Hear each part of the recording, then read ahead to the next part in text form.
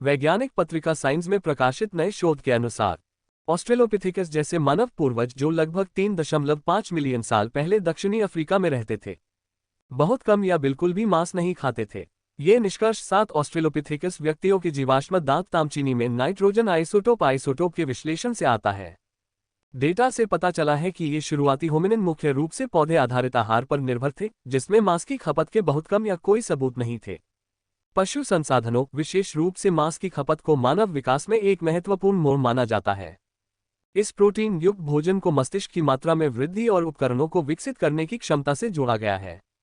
Germany में Max Planck Institute for chemistry और दक्षिण अफ्रीका में यूनिवर्सिटी ऑफ विटवाटरसेंट यूनिवर्सिटी के शोधकर्ताओं की एक टीम अब इस बात का सबूत देती है कि 3.7 से 3.3 मिलियन साल पहले दक्षिणी अफ्रीका में रहने वाले ऑस्ट्रेलोपिथेकस जीनस के मानव पूर्वज ज्यादातर पौधों पर निर्भर थे। शोध दल ने जोहान्सबर्ग के पास स्टकफोंटेन गुफा में पाए गए ऑस्ट्रेलोपिथेकस व्यक्तियों के दांत के इनेमल से स्थिर आइसोटोप डेटा का विश्लेषण किया, जो दक्षिण अफ्रीका के मानव जाति के पालने का हिस्सा है। यह क्षेत्र प्रारंभिक होमिनिन जीवाश्मों के अपने समृद्ध संग्रह के लिए जाना जाता है। उन्होंने ऑस्ट्रेलोपिथेकस के आइसोटोपिक डेटा की तुलना बंदरों, मृगों और बड़े शिकारियों जैसे लकड़बग्घे, सियार और बड़ी बिल्लियों सहित सह अस्तित्व वाले जानवरों के दांत के नमूनों से की। अध्ययन की मुख्य लेखिका भू रसायनज्ञ टीना लुडेके कहती हैं, दांतों का इनेमल स्तनधारी शरीर का सबसे कठोर ऊतक है और ये लाखों वर्षों तक किसी जानवर के आहार के समस्थानिक फिंगरप्रिंट को संरक्षित रख सकता है। लुडेके ने 2021 से मेन्स स्थित Max Planck Institute for chemistry में Emmy Noether junior research group for hominin meat consumption का नेतृत्व किया है और जोहान्सबर्ग में यूनिवर्सिटी ऑफ विटवाटरसेंट के एवोल्यूशनरी स्टडीज इंस्टीट्यूट में मानद रिसर्च फेलो हैं। वह अपने विश्लेषण के लिए जीवाश्म दांतों का नमूना लेने के लिए नियमित रूप से अफ्रीका जाती हैं। विट्स यूनिवर्सिटी स्टकफोंटेन गुफाओं का मालिक है और ऑस्ट्रेलोपिथेकस जीवाश्मों का संरक्षक है। बालों, पंजों, हड्डियों और कई अन्य कार्बनिक पदार्थों में आधुनिक जानवरों और मनुष्यों के आहार का अध्ययन करने के लिए नाइट्रोजन आइसोटोप अनुपात का लंबे समय से उपयोग किया जाता रहा है।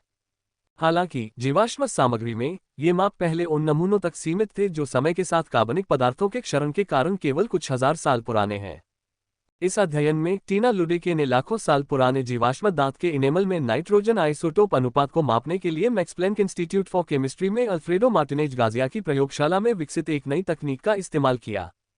शोधकर्ताओं की टीम ने पाया कि ऑस्ट्रेलोपिथेकस के दांत के इनेमल में नाइट्रोजन आइसोटोप अनुपात अलग अलग थे, लेकिन लगातार कम थे, शाकाहारी जानवरों के समान और समकालीन मांसाहारियों की तुलना में बहुत कम।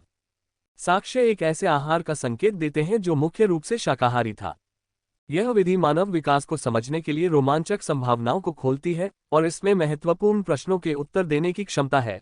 उदाहरण के लिए, हमारे पूर्वजों ने अपने आहार में मांस को कब शामिल करना शुरू किया, और क्या मांस के सेवन की शुरुआत किसी बीमारी से जुड़ी थी?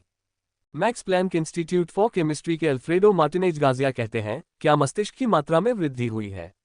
ये कार्य लाखों वर्षों के पैमाने पर सभी जानवरों के आहार और ट्रॉफिक स्तर को बेहतर ढंग से समझने की हमारी क्षमता को आगे बढ़ाने में एक बड़ा कदम दर्शाता है। शोध स्पष्ट प्रमाण प्रदान करता है कि उनके आहार में महत्वपूर्ण मात्रा में मांस शामिल नहीं था।